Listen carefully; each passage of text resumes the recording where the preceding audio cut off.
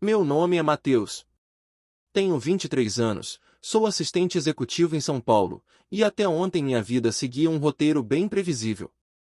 Mas tudo mudou naquela tarde, no jatinho da Lins & Co., sobrevoando o céu pesado do norte do Pará. Acordei com um solavanco tão forte que bati a cabeça no encosto da poltrona. Tudo tremia. Do lado de fora, nuvens cinzentas engoliam as asas do avião. A primeira coisa que vi foi Beatriz Lins, minha chefe, a própria lenda do mundo corporativo, presa à poltrona da frente, o rosto mais sério do que de costume, mas os olhos mostravam algo que eu nunca tinha visto nela, medo. Aperte o cinto, ela disse, seca, mas a voz falhava. Vai ser forte. Nem deu tempo de responder. O avião sacudiu com violência, um barulho agudo cortou o ar, e então o silêncio. Um silêncio absurdo, quase irreal, seguido por uma queda livre que fez meu estômago virar. O impacto veio segundos depois. Quando abri os olhos, havia fumaça, cheiro de combustível, e o som abafado das ondas quebrando não muito longe.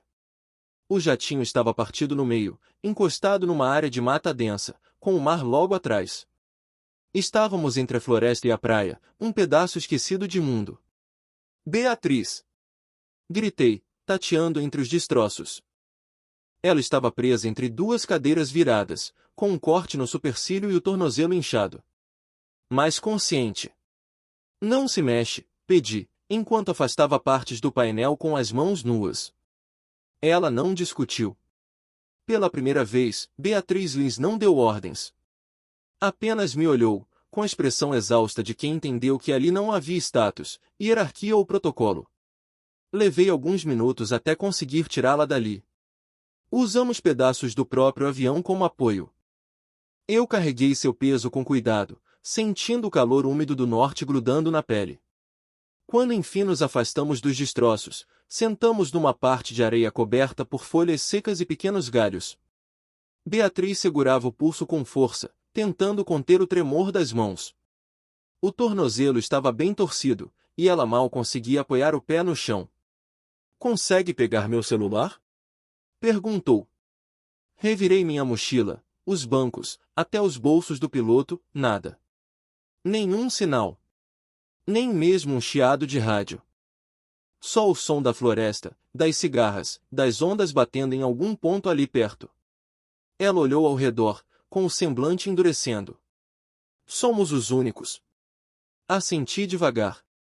O piloto e o copiloto estavam presos na cabine. Eu vi. Não precisei dizer. Ela se calou. O vento soprou, quente, e trouxe consigo o cheiro da vegetação molhada. Beatriz, que sempre chegava aos eventos cercada de assessores, maquiagem impecável e frases calculadas, estava ali, suja de fuligem, com sangue escorrendo da testa e um medo mal escondido nos olhos. Vamos sobreviver, eu disse. Ela não respondeu. Mas naquele silêncio entre nós, alguma coisa já começava a mudar. O sol já estava baixo quando começamos a pensar em abrigo. Beatriz ainda tentava manter a compostura, mesmo com a perna inchada, os cabelos desgrenhados e a camisa social manchada de sangue seco. Eu sugeri que ficássemos perto dos destroços, era perigoso, mas ali havia peças úteis, talvez até comida, se alguma mala tivesse sobrevivido. Podemos usar parte da fuselagem para cobrir a cabeça. E essas folhas largas de palmeira ajudam contra a chuva, falei, pegando um pedaço de alumínio retorcido. Ela observava em silêncio, com os lábios pressionados e as mãos apoiadas nos joelhos. Parecia querer discordar, tomar o controle. Mas a dor no tornozelo falava mais alto. Eu consigo ajudar, murmurou, tentando se levantar. Não força, Beatriz. Fica sentada. Eu dou conta. Ela franziu o senho, como se as palavras doídas não fossem por causa do machucado, mas pelo orgulho. Montei o abrigo improvisado em pouco mais de 1 hora. Um pedaço da asa serviu como teto, apoiado em galhos e reforçado com cordas de cinto de segurança. Coloquei algumas malas abertas no chão para formar uma espécie de cama rústica, e preenchi com folhas secas, tentando isolar do frio noturno. Não era muito, mas era o que tínhamos. Quando escureceu de vez, a floresta ganhou voz. E não era uma voz calma. Era um coro intenso de bichos, insetos, rangidos, estalos, gritos agudos no meio do mato. Beatriz arregalava os olhos a cada som mais forte. Eu nunca dormi fora de um hotel 5 estrelas, ela disse, num tom meio ácido, meio assustado. Então é uma estreia, respondi, tentando aliviar o clima. Nos sentamos sob o abrigo, lado a lado. A noite caiu como um cobertor quente e opressivo. O calor não dava trégua. Eu suava, e ela também, mesmo imóvel. O tornozelo já inchava para fora do sapato de couro. Peguei uma garrafinha d'água que encontrei intacta entre os bancos e ofereci a ela. Beatriz bebeu com sede, mas sem perder a elegância ou o esforço dela. Obrigada, disse, secando os lábios com o dorso da mão. Amanhã cedo vou procurar algum lugar mais alto. Talvez um sinal, alguma chance de contato. Ela não respondeu logo. Ficou olhando pro nada, como se tentasse entender o que estava sentindo. Eu odeio me sentir inútil, confessou, com a voz mais baixa do que de costume. Eu me virei para ela, mas não disse nada. Só deixei o silêncio durar. Às vezes, o silêncio é o único jeito de escutar alguém de verdade. Depois de um tempo, ajeitamos o que dava da cama. Ela hesitou ao deitar. O espaço era pequeno demais para manter distância. Ficamos lado a lado, sem escolha. A proximidade era inevitável. O calor do corpo dela parecia ainda mais intenso naquele espaço apertado. Nenhum dos dois disse nada, mas o peso daquela primeira noite nos ombros era claro. A certa altura, ela virou de lado, de costas para mim, tentando se acomodar. Vai ser assim até alguém encontrar a gente? Sussurrou. Talvez. Talvez não. Mas enquanto for assim, a gente cuida um do outro. Ela não respondeu. Mas pouco depois, senti sua mão tocar de leve meu braço, como quem testa um limite. Não retirei. Também não avancei. Fiquei ali, presente. O toque ficou. A floresta ao redor não calava. O som era vivo, constante, caótico. Mas entre nós, havia um tipo de silêncio diferente. Um silêncio denso, carregado. Um vínculo que não existia na sala de reuniões, nem nas viagens de negócios, nem nos corredores frios dos prédios espelhados de São Paulo. Ali, entre folhas de palmeira, pedaços de avião e a escuridão da floresta, algo começava a mudar. Algo real. O terceiro dia chegou com uma luz dura, quase branca. O calor batia mais forte do que nos anteriores, e o ar estava pesado, úmido, como se o mundo inteiro tivesse tomado um banho de suor. Acordei com o som de passos irregulares do lado de fora do abrigo. Beatriz estava tentando andar. O que você está fazendo? Perguntei, me levantando rápido. Preciso me mexer, ela disse, apoiando-se numa mala.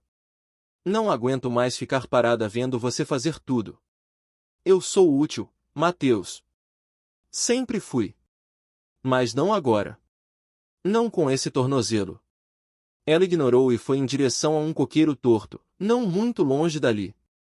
Era alto, com frutos verdes bem no topo. E ela, de alguma forma, achou que podia escalar aquilo. Eu corri até ela, mas já era tarde. Beatriz havia tentado subir pelo tronco úmido, escorregadio. 2 segundos depois, escorregou de volta e caiu sentada com força na areia, batendo o braço numa raiz exposta. Droga! Gritou, com os olhos apertados de dor. Ajoelhei ao lado dela e vi o arranhão começando a sangrar.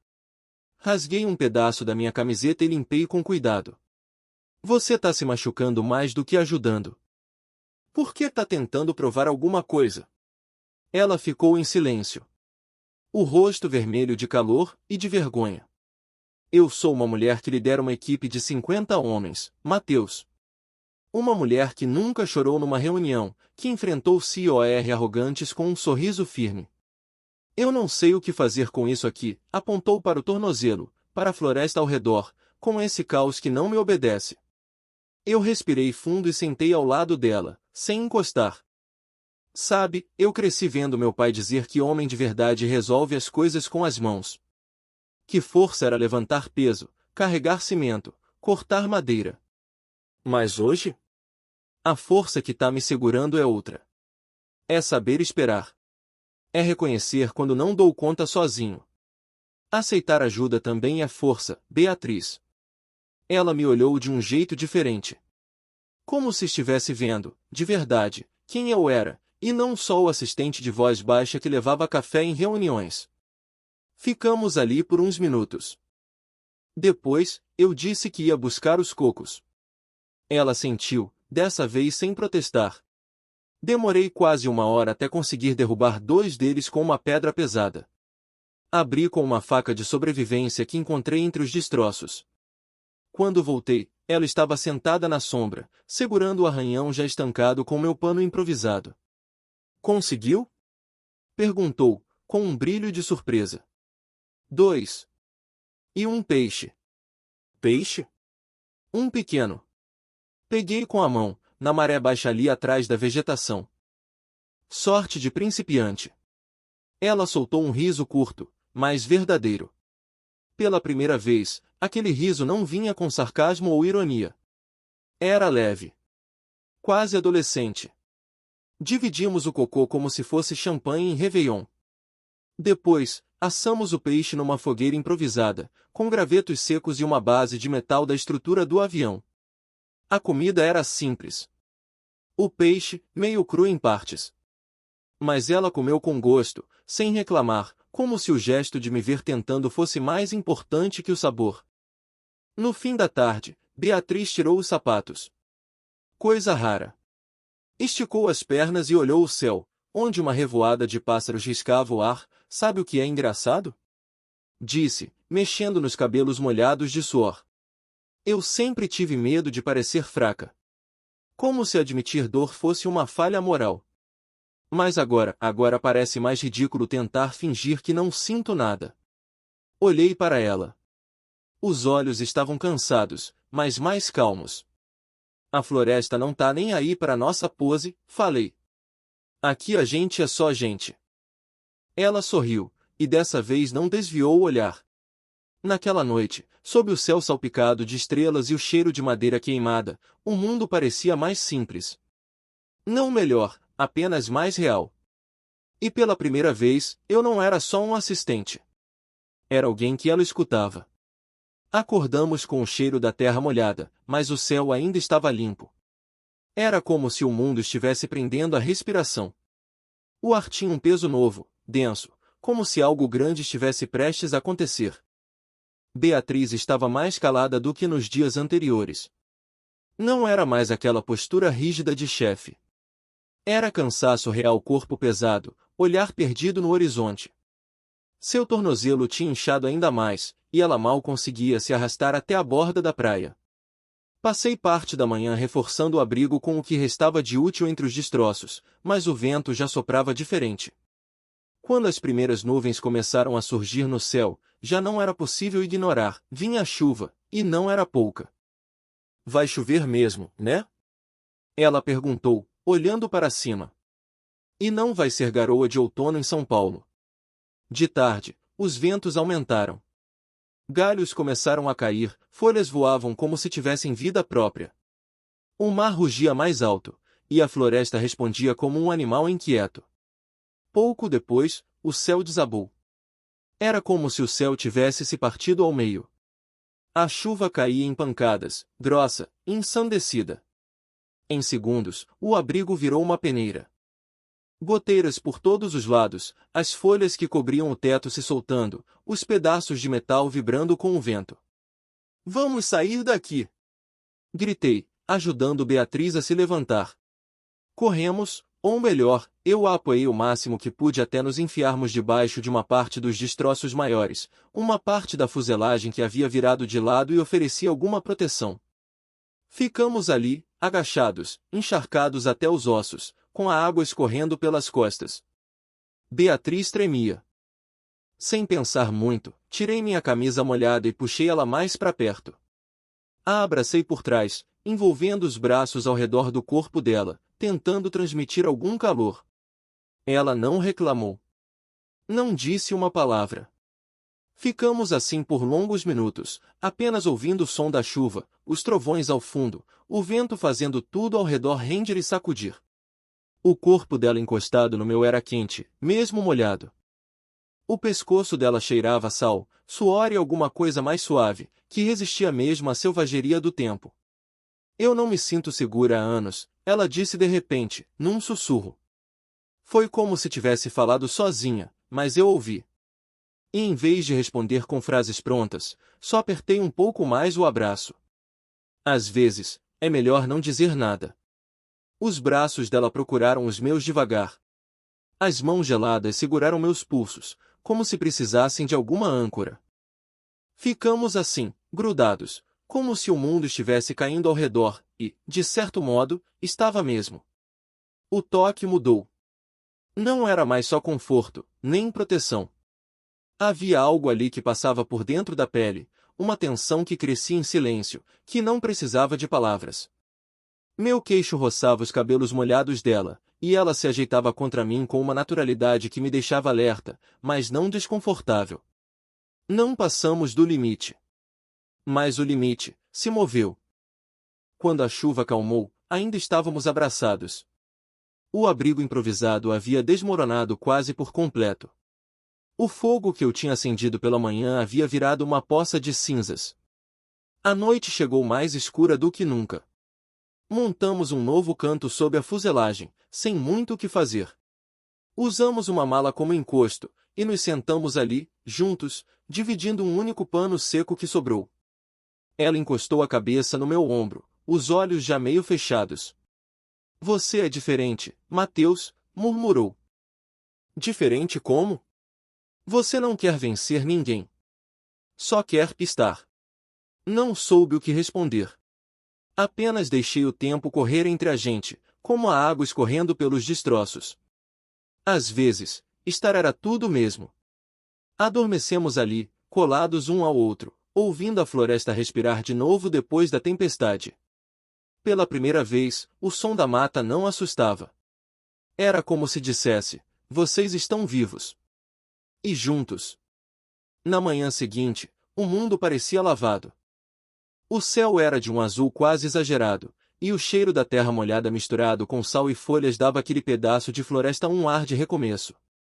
Nosso antigo abrigo tinha virado ruína. Então começamos tudo de novo, como se a tempestade tivesse dado o sinal. Construímos um novo refúgio com mais cuidado. Usei galhos mais firmes, encaixados como estrutura de barraca, e revesti com folhas de palmeira amarradas por cintos e fivelas. Beatriz me ajudava como podia, sentada, passando as folhas, observando tudo com um olhar mais sereno. Você é bom com as mãos, comentou, sorrindo pela primeira vez sem tensão.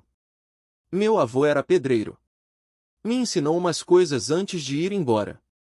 Engraçado. Achei que você tinha vindo de uma faculdade de Excel. Vim, mas aprendi mais vivendo do que sentado em sala.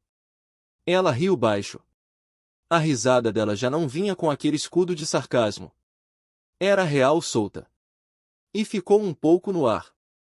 À noite, fizemos fogo com mais facilidade. O céu estava limpo, e a brisa agora era refrescante. Sentamos diante da fogueira, dividindo um pedaço de pão resgatado dos destroços e meio cocô que ainda tinha água. Ficamos um tempo em silêncio, apenas ouvindo o crepitar do fogo. Sabe o que mais me incomoda? Ela perguntou, olhando para a chama.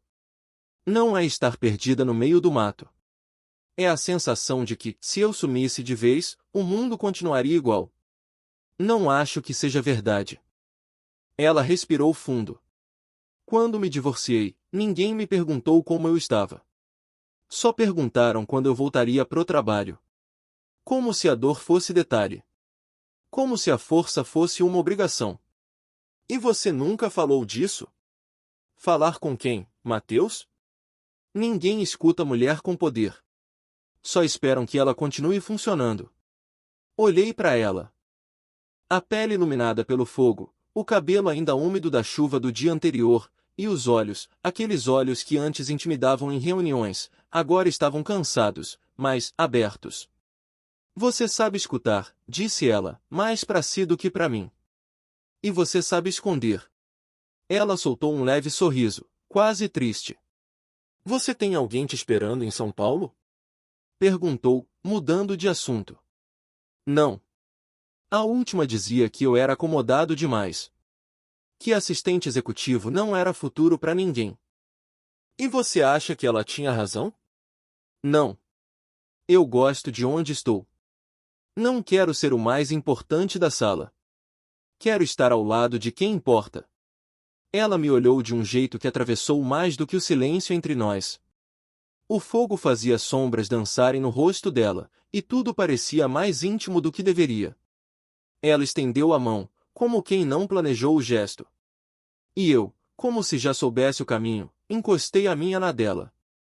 Ficamos assim, mãos tocando sem pressa. O calor da pele, o tempo desacelerado. Beatriz deslizou os dedos pelos meus com suavidade. Depois, inclinou-se devagar, como se cada centímetro fosse uma pergunta. E eu fui ao encontro, como quem responde sem palavras. O beijo veio sem pressa. Foi lento, morno, carregado de tudo que não foi dito desde o primeiro dia. Era um beijo de quem já se conhecia pelo olhar, pelo cansaço, pelas madrugadas mal dormidas sob a ameaça da floresta. Não houve urgência. Só reconhecimento. Depois, ela encostou a cabeça no meu peito. Ficamos ali por longos minutos, ouvindo o fogo crepitar e os grilos retomarem a trilha sonora da noite. Isso aqui, ela começou.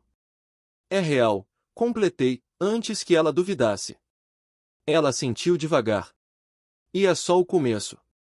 Os dias seguintes passaram como um borrão calmo. A rotina, mesmo precária, começou a se organizar.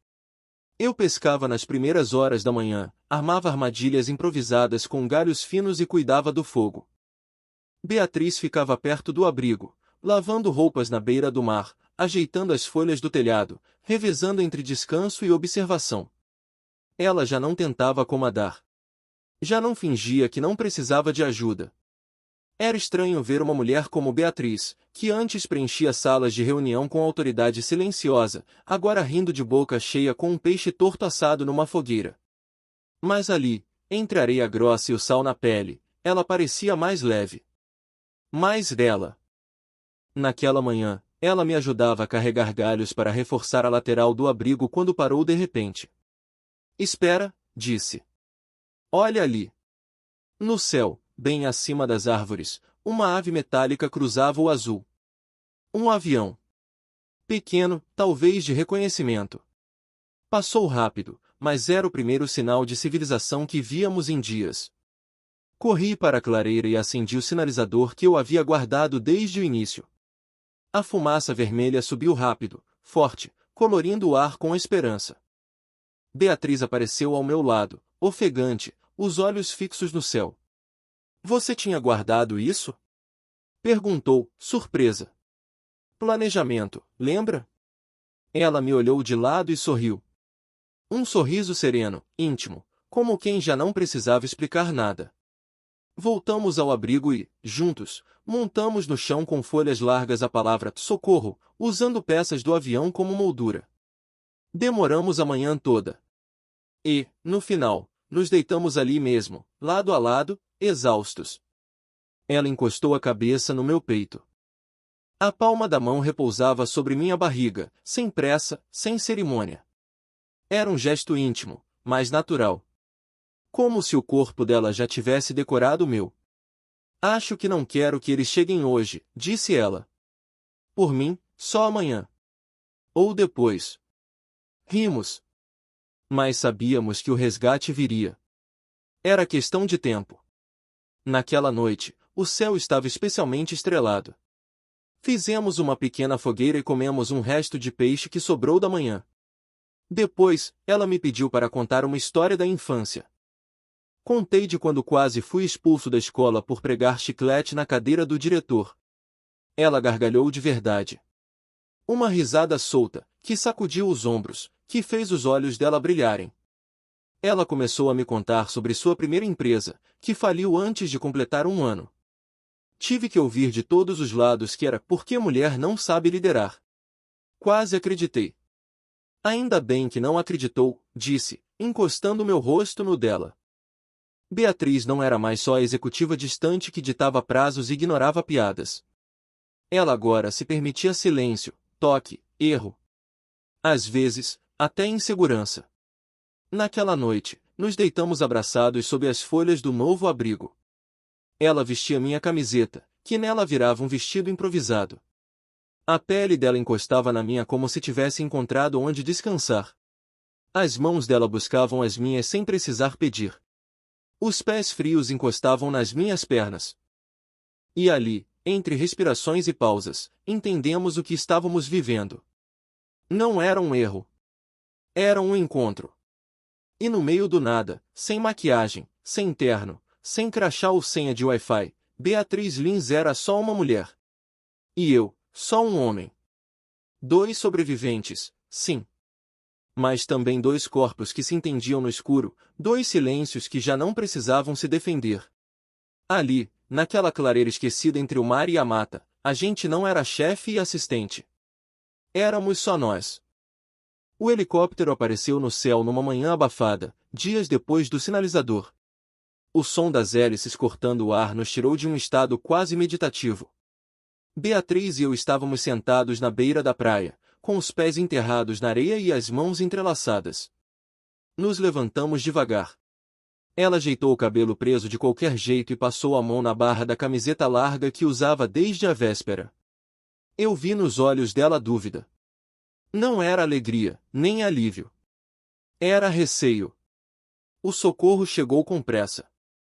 2 equipes médicas e 2 homens da Força Aérea desceram do helicóptero com pranchetas, rádios e perguntas demais. Mediram nossos sinais vitais, tiraram fotos do local, nos encheram de instruções. Vocês foram dados como desaparecidos há 6 dias. A empresa de vocês acionou tudo, seguro, imprensa, redes sociais, disse um dos oficiais, enquanto colocava Beatriz numa maca para facilitar a entrada no helicóptero. Alguém mais foi encontrado? Perguntei. Só vocês 2. Beatriz me olhou por cima do ombro, antes de subirem com ela. Um olhar rápido, mas cheio de camadas. Como se quisesse segurar tudo o que viveu ali com uma mão, e já sentisse a outra sendo puxada de volta ao mundo. Em Belém, a chegada foi tratada como espetáculo. Câmeras, microfones, repórteres gritando nossos nomes. Beatriz! Você e o assistente sobreviveram juntos? É verdade que vocês passaram noites abraçados para não morrer de frio? Mateus, houve envolvimento afetivo durante o isolamento? Aquela selva tinha sido um segredo nosso. Mas ali, no saguão de um hospital, tudo virava manchete. Os dias seguintes foram uma avalanche. Exames, entrevistas, convites para programas de TV. Fui aconselhado por um assessor da empresa não me pronunciar sobre o que não envolvia logística de sobrevivência. Beatriz? Ela reapareceu só uma semana depois, em um vídeo oficial da Lins & Co., maquiada, de blazer claro, agradecendo o resgate e elogiando os protocolos da empresa. Nenhuma menção ao que vivemos. Nenhuma palavra sobre mim. No dia seguinte, entrei na sala dela, no alto do prédio de vidro da Avenida Faria Lima. Ela estava atrás da mesa, impassível. Obrigada por tudo, Mateus, disse, antes que eu falasse. Achei que, depois de tudo. Ela olhou para mim como se fosse outra pessoa. A mulher que dormia com a cabeça no meu peito agora tinha um crachá de volta no peito e um copo de café com o logo da empresa. A imprensa está faminta. Qualquer deslize vira arma. Eu não posso me dar esse luxo agora. Assenti. Sem drama. Só uma pontada que apertou por dentro. Tirei do bolso um envelope com a minha carta de demissão. Não é raiva. É só não faz mais sentido. Eu não sirvo para voltar para a sala ao lado fingindo que nada aconteceu. Ela segurou o envelope por alguns segundos. Depois, apenas disse. Entendido. Saí da sala sem olhar para trás. Peguei o elevador, desci 30 andares e senti o ar da rua me bater como se fosse liberdade. 2 dias depois, minhas malas estavam prontas. Ia recomeçar em Florianópolis. Um amigo me arranjou uma vaga num escritório de turismo, nada glamouroso, mas verdadeiro. Na plataforma da rodoviária, com a mochila nos ombros e o coração dividido entre o alívio e o vazio, ouvi uma voz atrás de mim. Mateus. Virei devagar. Beatriz estava ali. Sem salto, sem blazer. Cabelos soltos, uma camiseta simples. Olhos vermelhos de quem tinha chorado e escolhido parar de fingir. Eu cansei, disse. Cansei de seguir um script. De negar o que foi real só para manter um papel que nem sei se é meu de verdade. Ela respirou fundo. O que a gente viveu não foi um surto. Foi o único momento em que me senti viva de verdade, em muitos anos. E agora? Ela deu um passo à frente. Agora eu quero escrever um novo começo. Com você, se ainda quiser. Não respondi de imediato. Só larguei a mochila no chão e a puxei para perto. E beijei Beatriz Lins ali mesmo, entre malas, buzinas e gente apressada. Porque sobreviver ao acidente foi uma coisa. Sobreviver à mentira que era minha vida antes, isso sim foi um milagre. O ônibus para Florianópolis já tinha saído. Eu estava no próximo da fila, com o bilhete na mão e o coração ainda batendo no ritmo do que acabará de acontecer. Beatriz tinha ido embora comigo. Não no helicóptero, não no jatinho corporativo. Mas ali, no mundo real, onde as escolhas doem e os passos custam. A viagem foi longa, silenciosa e surpreendentemente leve. Pegamos uma pousada simples perto da Lagoa da Conceição. Um lugar pequeno, com paredes descascadas e cheiro de maresia, mas com uma varanda que dava direto para um pedaço calmo da água. Beatriz sentava ali quase todas as manhãs, com uma xícara de café nas mãos, olhando o movimento preguiçoso dos barquinhos. Ela usava roupas simples, chinelos de dedo, cabelos soltos. Mas era como se brilhasse mais do que nunca. Você sabia que meu maior medo era desaparecer? Ela me disse certa vez, sem desviar os olhos da água. Ser substituída, esquecida, descartada. Por isso eu me esforçava tanto para ser essencial. Para ser indestrutível. E agora? Ela me olhou. Agora acho que, pela primeira vez, posso ser só humana. Eu sorri ao ouvir isso. Não porque era bonito, mas porque era verdade. Começamos a montar uma nova rotina. Ela escrevia em cadernos antigos, rascunhava ideias de um negócio próprio, uma consultoria mais humana, como ela dizia.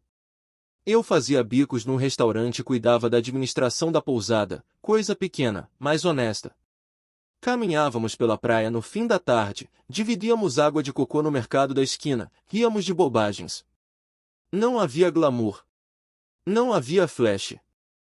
Só um silêncio confortável entre nós, o mesmo que começou lá na floresta, aquele tipo de silêncio que só existe quando duas pessoas confiam uma na outra o suficiente para não precisar preencher tudo com palavras. Certa noite, choveu forte. A energia caiu por algumas horas, e ficamos no escuro, com velas acesas e o barulho da tempestade lá fora. Ela se aproximou, me abraçou por trás e sussurrou no meu ouvido. Você me salvou antes mesmo do resgate. Eu a virei de frente, segurei seu rosto com as mãos e beijei como se dissesse eu sei. Não falamos sobre o futuro com pressa. Mas sabíamos. Tínhamos vencido o medo, o orgulho, os roteiros impostos. O acidente nos arrancou do mundo, e nos devolveu diferentes.